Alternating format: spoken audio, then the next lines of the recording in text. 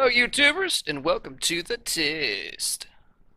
When I put together the Tier 4 German cruiser Karlsruhe ship video, it motivated me to put together ship review videos for the other Tier 4 ships. My favorite of the Tier 4 cruisers is the American cruiser the Phoenix. If you're interested in going back and watching the German Tier 4 cruiser ship review for the Karlsruhe, please click the link in the top right corner of the screen now. Throughout the Phoenix ship review video, I'm going to be making references to the Karlsruhe. I plan on just calling it the Karl because I know I'm butchering that name badly. Okay, so let's get right into it. Like I said before, out of all the Tier 4 cruisers, the Phoenix is my favorite, and I think I can accredit the Phoenix to being my favorite because of its awesome gun range. The Phoenix gun range, fully upgraded, is 13.7 kilometers. Now when you compare that with the Karl only has 11.7 kilometer range. Okay, so what does that mean? Well, let's say that you're going up against the Karl. Because you're a faster ship, you can throttle adjust, stay within that 2 kilometer range, and kill the Karl without the Karl ever being able to shoot one gun at you. The gun range is also fantastic because when you're in higher tier matches, which will happen quite a bit, you're going to need all the gun range you can get because when you look at the Tier 5 ships, the Koenigsberg has 16.5 kilometer range, the Furitaka has 13 kilometer range, and the Omaha has 14.8 kilometer range. If you're going up against an enemy captain that's experienced, he's going to try to use his range to the maximum advantage, and the Phoenix minimizes that advantage against higher tier ships. Now with regards to total hit points for the ship, the Phoenix comes in second. The Kuma is number 1 with 24,200 hit points, and the Phoenix is only 200 behind with 24,000, and then it kind of beats up on the Karl with the Karl only having 22,700 hit points.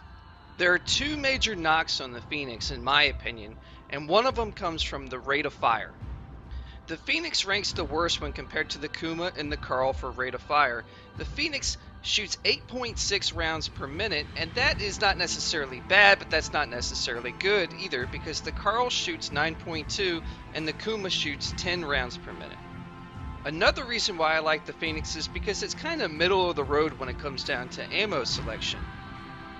The Phoenix HE rounds come in second with 2200 damage per hit, the Kuma coming in first place with 2400 damage, and the Karlsruhe, which just is so bad at shooting HE, only hits for 1800. Round for round, the Phoenix does have the best chance to start a fire with 12% chance on hit, whereas the Kuma and the Karlsruhe only have a 10% chance, but you have to keep something in mind. When fully broadside, the Phoenix is only shooting 5 guns, whereas the Kuma and the Karlsruhe are shooting 6. When you're calculating damage per salvo and chance to catch a ship on fire per salvo, that needs to be in your calculation. And the last part regarding the guns and the ammunition come down to the AP damage. The Phoenix ranks second. Its citadels will hit for 3100, the Kuma's dead last at 2700, and when the Karl citadels, it hits for 3700 damage. The turret rotation time on the Phoenix is unbelievable. It comes in at 18 seconds. The Kuma comes in second place at 21.2 seconds, and the Karl struggles. It's at 25.7 seconds. Now down to the speed of the ship, the Phoenix can just fly. It goes 35 knots, whereas the Kuma is slightly slower but still very fast at 34.5 knots. And then you have the slug in the back, that's the Karl, and it's only doing 27.5 knots. Both the Kuma and the Phoenix boast a fairly decent rudder shift time with 5.4 seconds, and the Karlsruhe falls in last yet again with a 6.8 second rudder shift time. For the turning circle radius, the Phoenix comes in second at 630 meters, the Kuma is dead last at 640 meters, and the Karlsruhe, yay, first place at 590 meters. Okay, so what I have here is similar to what you all saw in the Karl video. This is a Tier 4 and a Tier 5 ship comparison table which shows the statistics that I just talked about, and it compares it against the other ships of its equal tier and one tier higher. The green boxes represent a statistic that ranked number 1 for its respective tier. The yellow boxes represent a statistic that ranked number 2 for its respective tier, and the red boxes, well, you guessed it, dead last for its respective tier. As you can see, the Phoenix ranks out pretty good. It has a good number of green and yellow boxes, and it only has 2 red boxes. Now, each person is going to weigh their respective stat in different ways. Like I said, for me, the most important stat in this table was the gun range. Also important for me is how hard the HE hits and how hard the AP hits. I don't want to feel like I'm pigeonholed into only being able to shoot AP or pigeonholed into only being able to shoot HE. Now, I did not include torpedoes in here, and honestly, in my opinion, I feel like the Phoenix has the worst torpedoes. Yes, they hit the hardest out of the 3, but the range on it is so limiting that it's so situational that it's strictly just a defensive torpedo. Never try to put your ship into a position to get those torpedoes active, because you're just going to get crushed in the process. Okay, so let's see how this thing operates in gameplay footage. For this particular video, I'm divisioned up with Steel Reserve, who's in his Tier 4 Isokaze, and of course I'm in my Tier 4 American cruiser, the Phoenix. I do want to also point out that Steel Reserve can be found on YouTube at the Steelcast 27, and he has an awesome History and Combat video series that you guys may want to check out. This is a tasty match for you, man. For both of us, Yeah, if but I get especially those you. Phoenix off me. Karlsruhe and the South Carolinas I can handle. Or the St. Louis. But the Fiendsies, those are dangerous. Yep. Within a platoon. Out. Same platoon as us. Well, no, it's a Karlsruhe and an Isokaze. So very similar to the video that I put out for the Tier 4 German cruiser, this is the same map, and it's also a Battle Tier 4 matchup. If you're on a desktop computer, I'm going to put together a poll up in the top right hand corner of the screen. Let me know what your favorite Tier 4 cruiser is. I'd be interested in seeing that. See, what I'm doing by heading north is I'm going to have that Aurora spot for me. I know that he needs to get in closer in order to get his guns active. So I'm going to use his spotting to my advantage. I can still accurately put down shots from this range, and whatever's spotted first, I'll be able to shoot at, and they will not be able to likely return fire towards me. So when I first spot this guy, I am just out of his firing range by 0.3 kilometers, but he's well within my firing range. So I'm trying to lock in on his distance, put down some good hits, hope for some good HE hits at this angle, and get some fires. He's got to turn out, right? He's starting to. There he is.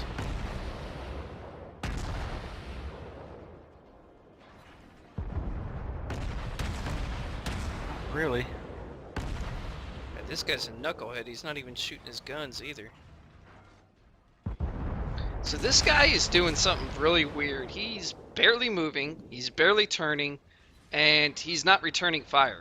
And so it looks like the Aurora on our team got the first fire in the front of the ship. There we go. Okay, now he's finally shooting, but take note of this. The whole time I've been firing, I've also been turning at the map's edge, and I had no problem with the turret rotation catching up, and so I was able to keep shots on him constantly while I was in a full hard turn to port. Now that's something that the Karl cannot do. So what I'm doing here is I'm trying to get a little fancy and get a fire started on the stern of the ship, but in essence that makes me miss a lot of shots that normally I would have hit.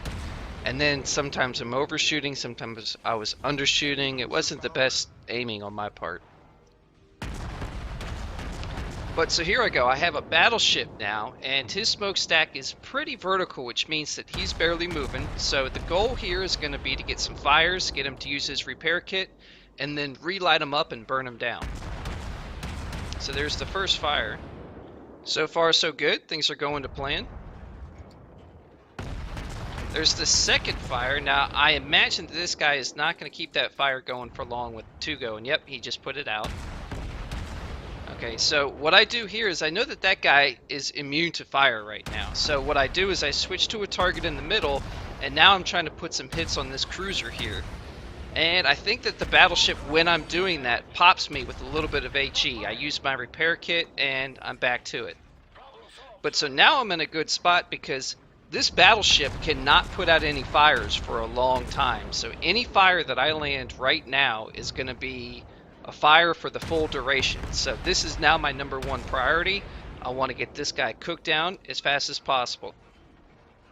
So now the key is, can I get a fire in another location? So I'm going to aim for the back of the ship and then just hope that I can get some taste there, and there we go. That's 2 fires. Steel Reserve from the Steelcast 27 put out a video on the fire mechanics, and according to that video, a fire on a battleship is going to burn for 0.6% of the battleship's maximum hit points. So the fact that I have oh my gosh, another fire, that's taste. The fact that I have 3 fires means that this battleship is burning out at 1.8% of his maximum hit points every 2 seconds. Now the maximum amount of fires that you can have on one battleship is 4. So that battleship is dead, and now I'm looking for a new target to do the same thing. You got taste coming in, don't you, buddy? Is that your taste? Yeah. Retaste. Congrats on your taste. Enemy battleship foundered. That's arson flags. I'll take that any day of the week. That's a taste. You see, this is why the range on cruisers is so important to me, because you can just sit back here at max range and try to light these battleships on fire. Once their repair kit is on cooldown and you put fires on them, that's really going to hurt the battleship. There's a fire. So, here we go.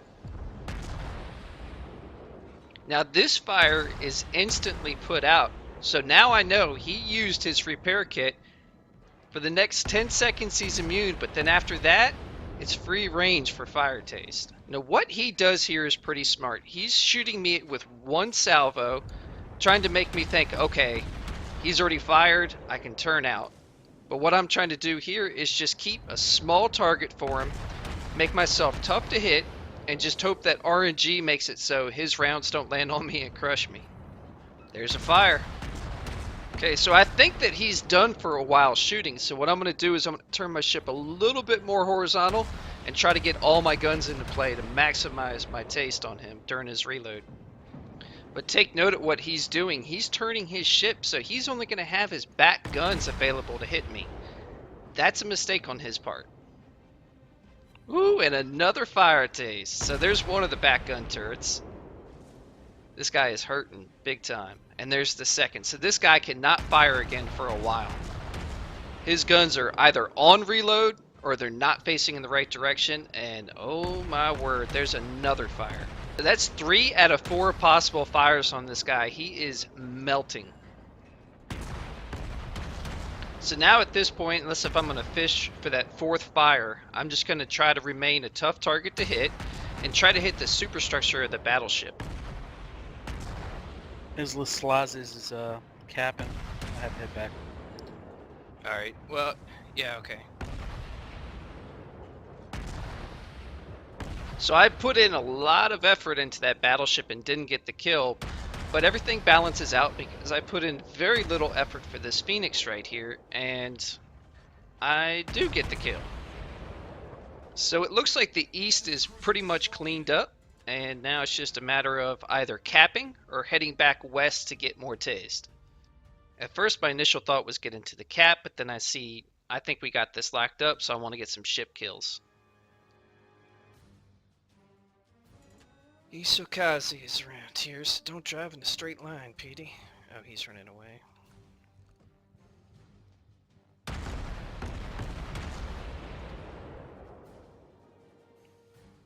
Now this is where I want to point something else out. I'm going to be going 35 knots. Now that's the speed of a lot of higher tier Japanese destroyers, but I'm in a cruiser. That means I can redeploy easily and help the team out in the west side now that the east is done. That's another really strong strength about this ship. For me, the difference between the Carl and the Phoenix is huge, and it's not even close as to what ship I want to pick when I'm in the port selection screen. A lot of times in this game it comes down to personal choice. Do I want to bring this? Do I want to bring this?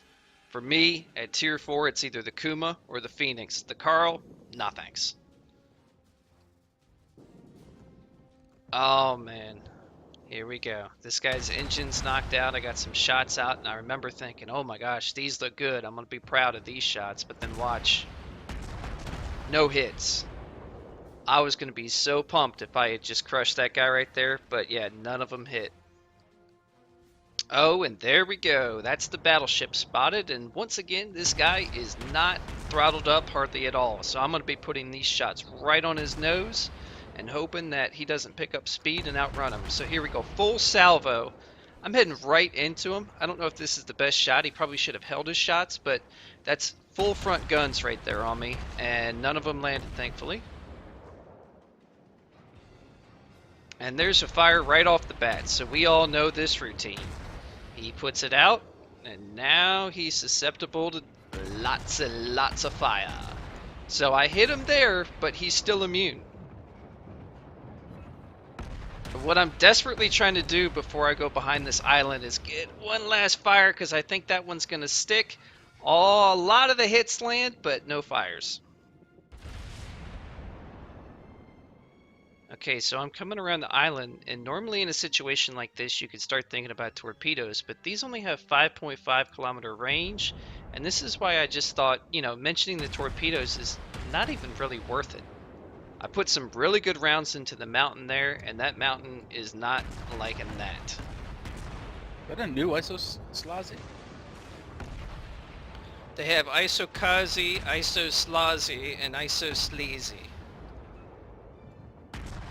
So at this point I'm within range, but I decided not to give my broadside to the battleship because I know that the Kuma has torpedoes in the water, and I'm fairly confident that he's going to connect with those torpedoes. So if I can save my hit points and just show the nose of my ship to this battleship, that's the move I wanted to make.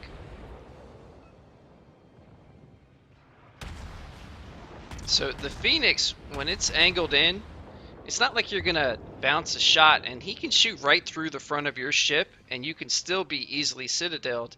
But what you're doing by creating that small little silhouette by heading directly into him is just reducing the chance that his RNG is going to hit the front of your ship.